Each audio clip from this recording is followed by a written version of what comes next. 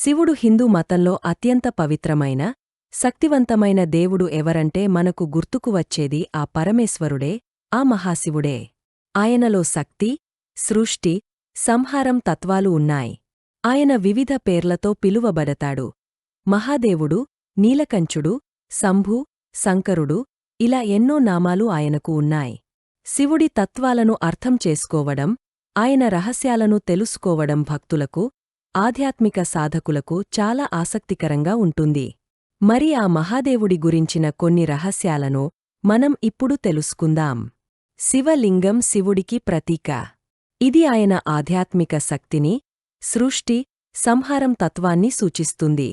శివలింగాన్ని పూజించడం వలన భక్తులు శాంతి, సుఖం, సంతోషాన్ని పొందుతారు.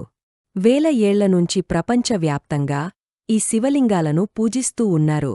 శివుడు లింగం రూపంలో భక్తులకు దర్శనమిస్తాడు. భారతదేశంలో శివుడు స్వయంగా శివలింగంగా వెలిసిన 12 పవిత్రమైన జ్యోతిర్లింగాల ప్రదేశాలున్నాయి. శివుడు త్రినేత్రుడు, అంటే 3 కళ్ల దేవుడు. ఈ 3 కళ్ళు గతం, వర్తమానం, భవిష్యత్తును సూచిస్తాయి. ఆయన 3వ కంటి శక్తి వలన సంహారం, మార్పు, పునరుద్ధరణ జరుగుతాయి. 3ో కన్నుతో విధ్వంసాలను, వినాశాలను కలుగజేస్తాడు. శివుడు నీలకంఠుడు అని పిలువబడతాడు. సముద్రమథనం సమయంలో విషాన్ని తాగడం వలన ఆయన కంచం నీలంగా మారింది. ఈ సంఘటన శివుడి కరుణ, త్యాగాన్ని, ప్రపంచాన్ని రక్షించేందుకు ఆయన చేసిన సిద్ధదిని సూచిస్తుంది. కాబట్టి నీలకంఠేశ్వరుడు ఈ శివుడు. శివుడు తన తాండవ నృత్యం ద్వారా సృష్టి, సంహారం, పునరుద్ధరణను సూచిస్తాడు. ఈ నృత్యం ఆయన శక్తి, ప్రతాపాన్ని ప్రదర్శిస్తుంది. శివ తాండవం సృష్టి యొక్క నిరంతర మార్పును, స్థితిని ప్రతిబింబిస్తుంది.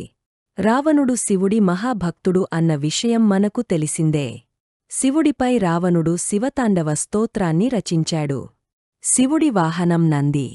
ఈ నంది శక్తి, ధైర్యం, నమ్మకం, భక్తిని సూచిస్తుంది.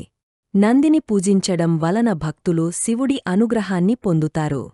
నంది లేనిదే శివలింగాన్ని ప్రతిష్ఠించరు. నందికి పూజ చేయనిదే శివ పూజ పూర్తి కాదు. శివుడికి అంకితమైన పంచాక్షరి మంత్రం ఓం నమః శివాయ అనేది పవిత్రమైన మంత్రం. ఈ మంత్రాన్ని జపించడం వలన భక్తులు ఆధ్యాత్మిక శాంతి, శక్తితో పాటు శివుడి అనుగ్రహాన్ని పొందుతారు. రోజూ ఉదయం పంచాక్షరి మంత్రాన్ని స్నానం చేసిన తరువాత పలిస్తే వారి జీవితంలో కొన్ని రోజుల్లోనే మంచి ఫలితాలను రావడం చూస్తారు.